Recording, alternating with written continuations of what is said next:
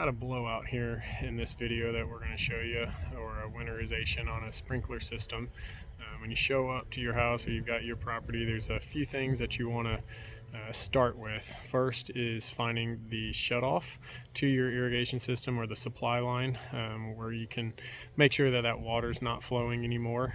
Traditionally, they're either going to be in a meter pit or in the basement. Those are probably your two most common, but with irrigation, there's all sorts of stuff. So you just need to make sure you know where your water source is at and how to turn it off. At this house, we've got it in the meter pit, so we're going to show you that, where we can access a little bit more. The next thing that you're going to need to be able to identify is how you're going to tie into the line with your air compressor. Most systems will have a blowout port that you can unthread a plug and thread in your fitting for your compressor. Or if they don't have that, sometimes you can go in through the backflow device. In worst case scenario, you just got to cut in and put your own blowout port in. But traditionally, most systems will have something, unless it's a self-draining system, in which case you don't need to worry about blowing it out. But if you don't see a blowout port, that could be a sign that that system is self-draining and that you don't need to blow it out. But on this system here, we'll show you where that's at. And then the next thing you're going to need to know where is the backflow device. There's either going to be a pressure vacuum breaker that's outside of the ground, coming off of some pipe, or you might have a double check, which would traditionally be in a valve box in the ground. You just want to make sure that that's open. That'll come in a little bit more importance once we get to the end. We're going to make sure it's left cracked so it doesn't have any winter damage. But after you know where your shutoff is, your blowout port, your backflow, you'll need to know where the controller's at, or at least where all the valves are at, so you can open and turn on every single zone. So we're going to go ahead and get started on this system. I'll show you where everything's at, and then show you how we're doing it as well. So with the irrigation systems, you're going to find that it's not everything's common. You're going to have different size fittings and different locations for various parts of it, to where you need to be able to adapt into whatever you have. For us, we've got this Milwaukee pack out that I'll show a little clip of, that has various sizes and fittings, so we can pretty much adapt into anything. If you're just worrying about your own system, just figure out what you need, and then keep it somewhere where you can find it and make it accessible. Good time to make a map of your irrigation system if you don't have one already, that has the location of the blowout port, the shutoff, the water source, all that, your valves, backflow, controller. So when you do go to do this, it's all very easy to find, especially for the next guy, the next homeowner that might be buying that house. You just know where everything's at, so the next year you can get into it a lot quicker. But I'll show you a little bit of our pack out so you can see just how many different fittings, and we don't have them all. We're constantly finding new fittings that we need to be able to pick up to adapt into. But with blowouts, it's very common to have something uncommon. So just bear in mind, keep your principles the same. Find your water source, find your blowout, find your backflow, controller, turn on a zone before you start your compressor, then start your compressor and blow that air out and the water out. But you got to make sure you're following the right principles, but also have the ability to adapt into whatever you need. So there's not one cookie cutter way to blow out a sprinkler system.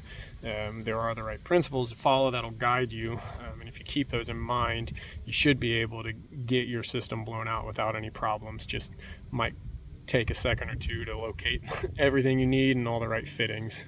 So here are some of the fittings in our blowout kit that we have. We've got some flatheads and channel locks in there, some tools that we use pretty regularly. We've got an adapter when we're using our bigger air compressor to be able to drop down into our fittings with this nice coupling on the end, and then just various sizes, 1/2 inch, 3/4 inch, 1 inch threaded fittings, brass, garden hose adapters, things to get into backflows with, just everything that we could possibly need in this nice little convenient kit. So when we show up, we can just grab it and generally be able to get into every single system that we come across. And we just put it on the shelf, and when it's time to do these, we grab it and we're ready to go. So here's our meter pit, right at the front of the house off the street curb. Generally, occasionally they'll be in the backyard. Once we open it up, you've got this piece of insulation that we'll put on top when we're done. But you can see the water meter coming off of that water meter's our pipe tying down, going into the ground and into the house, but then it tees off here at the top with this yellow handle ball valve, and then here's that blowout port we were talking about. So first thing we're going to do is shut this off and then remove this plug and put in our adapter for our air compressor. After we've got that done, we'll turn on a zone at the controller and then turn on our air compressor, so when we start pushing water throughout that blowout port, or pushing air through it and water, it has somewhere to go and doesn't build pressure and potentially blow something up. We've got our controller. It's an old Weathermatic controller. To get this to run manually, this is an older one, so I always kind of remind myself. It's got the instructions on the side, but we're going to set the upper knob to manual. Then we're going to select a station number, which is zone 1, and we will press start stop. Valve power is on to add some time to it, and then return the upper knob to auto when finished. So we've got zone 1 running right now. We will turn on our air compressor and be able to start moving some air and water through that to get them all blown out. So we've got our compressor hooked up. We're blowing some air through the lines. See the water's coming on out nicely, and we're just gonna wait until all the water stops out of all these heads. It'll slowly start to fade out. The heads might drop, but you'll notice there's no water. Once there's no more water coming out of the end of these heads, you're all good. You might get some misting. That head in the background is doing it by the tree. And generally, if you can find the last head on the line and just kind of focus on it, because all the water will go out of it last. Once that head is good, most time it'll take a minute, 2 minutes. Doesn't take too long. But start to see this stream here on this one closest to me starting to get a little bit weaker and weaker. There it goes, starting to spit. And once they either all drop in, no more water's coming out, you're good to go. Got 2 here in the backyard, 1 there and 1 over here. We're going to watch. There's a few more in the front. Starting to lose a lot of that water pressure. I'm looking to get just about all the water out of the lines. If there's a little bit left in the lines, most of the time that's not going to cause an issue. But you just let them run till it looks like there's not much else coming out, which that head's looking like it's starting to get to the end. Here in the backyard, got some rotors. 1 out there in the flower bed, another one down here by that pipe, 1 over by that bush. And then she does have some drip in these flower beds that we'll let the air run through there for about a minute. It's a lot harder to tell when all that water gets out of those lines, but generally doesn't take too long. Just want to make sure you get it all out, but you can see quite a bit of misting going on. Pretty good indicator you're getting all that water out of the line.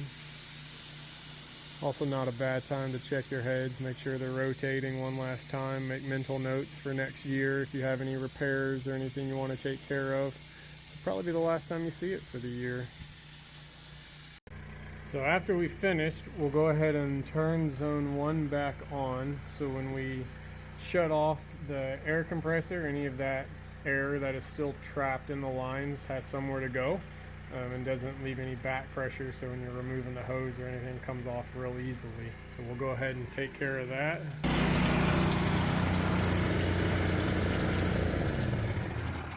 Okay, so air compressor is off. Come back over to our meter pit. You can still hear some of that air running through and the water coming out. So we're going to disconnect that. Take off our fitting.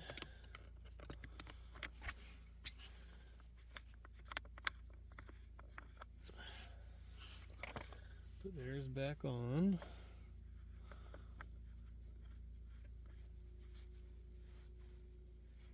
Get it nice and tight for them.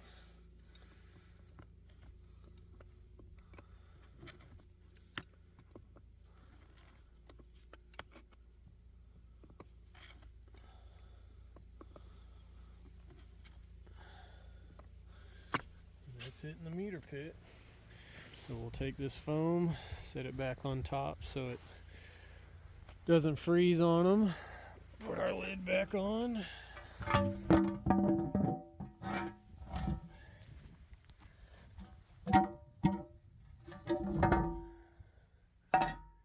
So the last thing we're going to do, this is his backflow. This is a pressure vacuum breaker.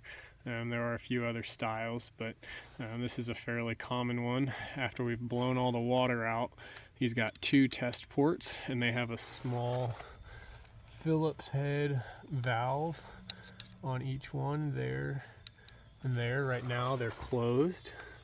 So what we do is leave them cracked at a 45-degree angle. And then we're going to do the same with the 2 valves on it. If we can do it by hand, we will. Doesn't want to move. That one did. I'll go ahead and turn that, these guys. And that is the universal sign. It's been winterized. These are cracked open, so if any water does try to freeze, it can move through. Same premise here. He should be protected. The only other thing we would recommend would be putting on valve unions on both sides of these pipe, so you can remove this backflow every winter and keep it in your garage to make sure it doesn't break, because these are a little expensive to replace. So our last step, now that the air compressor is disconnected, we've ran through all of 4 or 5 of our zones, got the backflow set to our winterization. So we're going to turn this to auto, turn the valve power to off so that this controller is not getting any power to its valves, so it won't be able to run at all. And then go ahead and close it up, and we're all good.